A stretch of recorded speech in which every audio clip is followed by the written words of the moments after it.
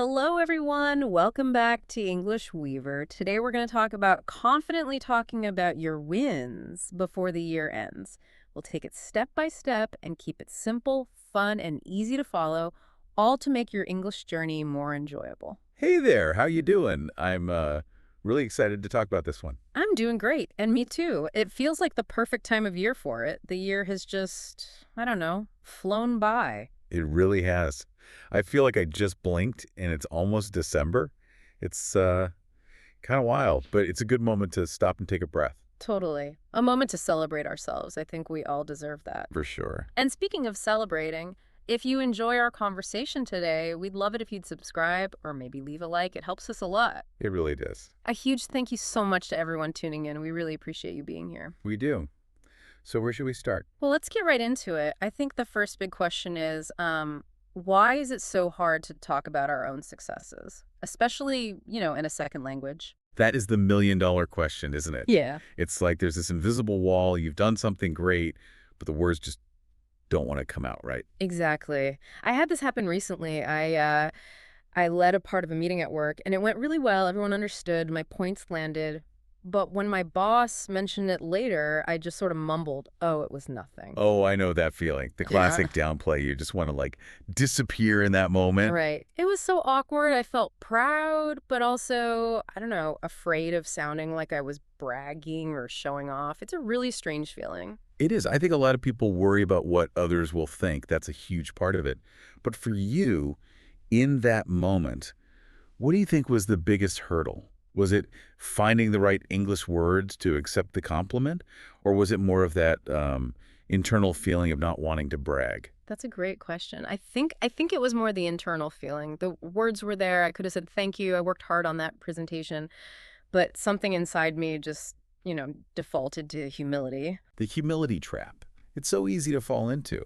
We're often taught that it's, a good quality to be humble, but sometimes it just holds us back from owning our achievements. It really does.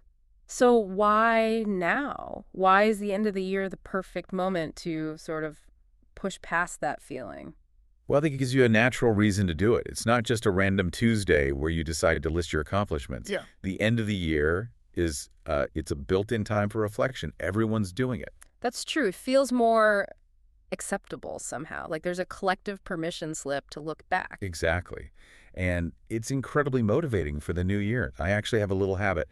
Around November or December, I open a note on my computer and I just write down all the things, big or small, that went well during the year. Oh, I love that idea. And honestly, looking at that list is so surprisingly powerful. It's like, wow, I actually did all that.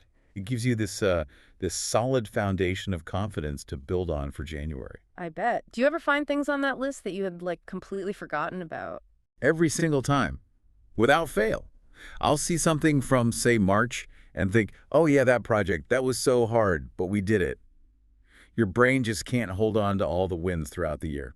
I can totally relate to that. I feel like our brains are wired to remember the mistakes more, The one time you said the wrong word in a meeting sticks with you more than the 10 times you said everything perfectly. It's the negativity bias. Yeah.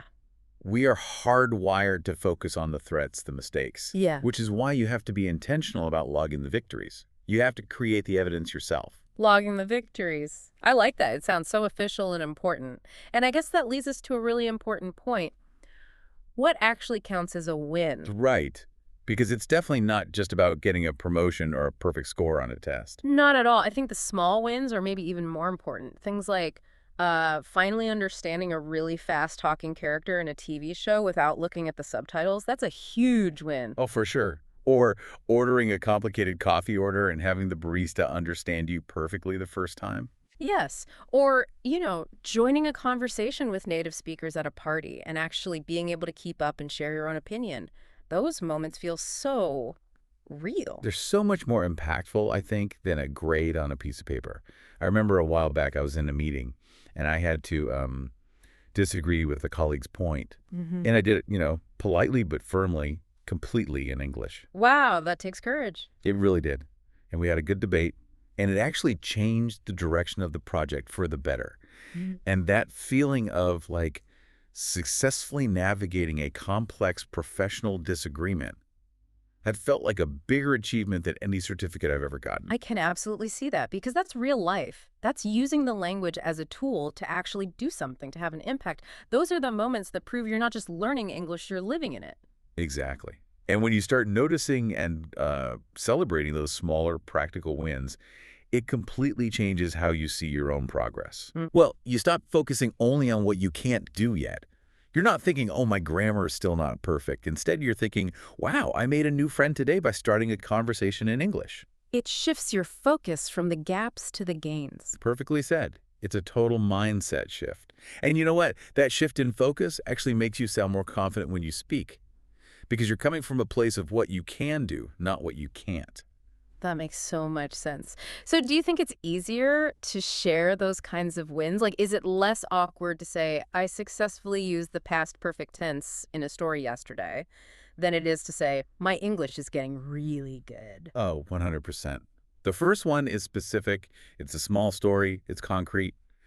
The second one is it's a vague, big statement that can sound like bragging. Right. The details make it feel more like you're sharing an experience, not just praising yourself. Exactly. And people connect with experiences. They Yeah. connect with stories. Okay, so that's a perfect transition. Let's say we've made our list. We've identified our small, specific wins. How do we actually structure that conversation? How do we talk about it in a way that sounds, engaging and confident, not just boastful? I think the key is to stop thinking of it as a leap of facts and start thinking of it as a collection of mini stories. Okay, I actually tried this once. I was talking to a friend about a project, and instead of just saying the project was a success, I set the scene a little bit. How did you do that? I started with the challenge. I said something like, we were really struggling to get everyone on the same page.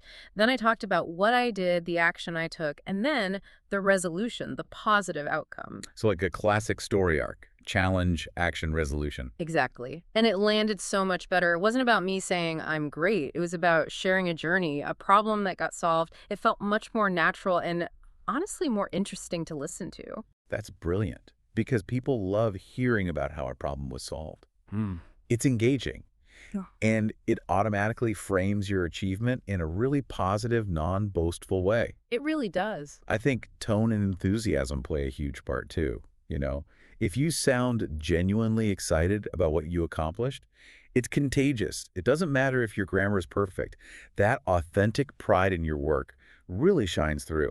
That's so true. Confidence isn't about having perfect language. It's about believing in the value of what you're saying. Right. And that brings us back to specificity. We talked about how saying, I led the weekly team call entirely in English for the first time is so much better than just, I finished the project. Yeah. The detail is what makes it a story. For sure. But here's a question I have about that. How do you balance being specific and giving that great context without giving a 10-minute monologue? Yes. The risk of oversharing. It's a real thing. It is. You get excited to share the details, and suddenly you're explaining the entire company history, and the listener's eyes are glazing over. Totally. I think the key is to think like you're writing a headline for a news article. Give the most impactful information first. The who, what, and why it mattered. So a quick, powerful summary. Exactly. You give the summary, and if they're interested, they'll ask follow-up questions. That's your invitation to give more detail. You let them pull the information from you rather than pushing it all on them. That's such a good way to think about it. It keeps the conversation a two-way street. It does. It's a dialogue, not a speech. Right. And all of this, this whole process of reflecting and sharing, it's not just about a one-time performance review. There are real long-term benefits. Right? Oh, absolutely. Mm-hmm. Which is, I think, the most important part of this whole conversation, the long-term impact. So what are those impacts? How does doing this consistently change things? Well, from my perspective, I see it as a form of essential self-care that prevents burnout. Seriously. Burnout, that's interesting. How does it connect? Think about it. When you're learning something as big as a language or tackling a huge project, you're putting in so much effort every single day. If you never stop to acknowledge the progress, the effort starts to feel pointless. Like you're just running on a hamster wheel, not getting anywhere. Exactly. You hit a wall. Celebrating your wins, even the tiny ones, is what connects your hard work to a positive result. It's the fuel that keeps you going.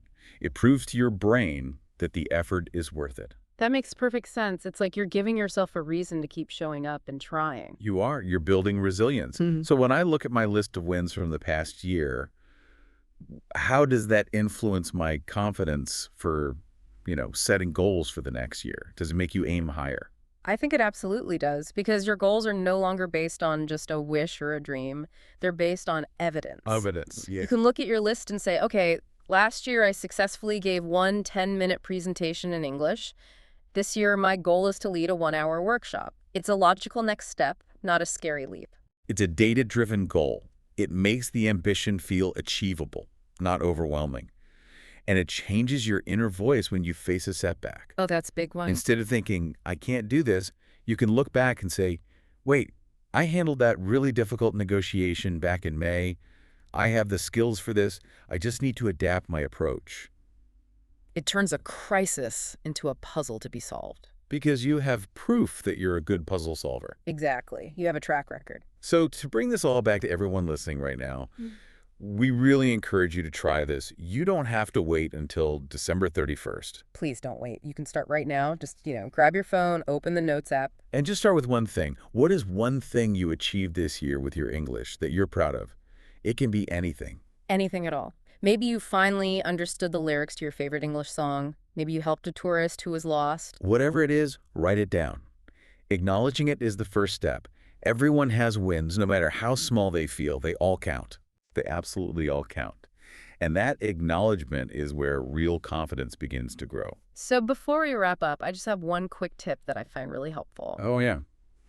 When you're trying to remember your wins, try to think about a time you felt a strong positive emotion, like a time you felt really proud or relieved or excited because of something you did in English. Oh, that's smart. You're using the emotion as a trigger for the memory. Exactly. Sometimes it's easier to remember the feeling than the specific event, and that feeling can lead you right back to the win you're looking for. I love that.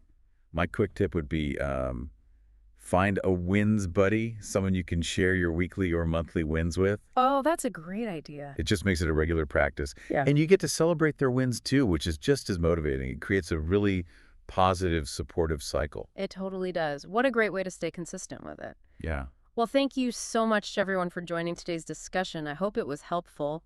Yeah, it was a great conversation, and we really hope you feel encouraged to go out and celebrate yourselves. Please do. We would actually love to hear about your wins. If you feel comfortable, share one in the comments. It could be really inspiring for other people to read. For sure. It's always so motivating to see what everyone in the community is achieving. And just remember to keep up with your daily English listening and speaking practice. Every little bit of practice is a small win in itself that leads to bigger ones. Well said. And don't forget to like this if you found it useful, subscribe to the channel, and maybe share it with a friend who needs to hear this. Yes, please do. We will be back soon with more episodes to help you on your journey. We're looking forward to it. Goodbye, everyone. See you next time. Bye. Bye.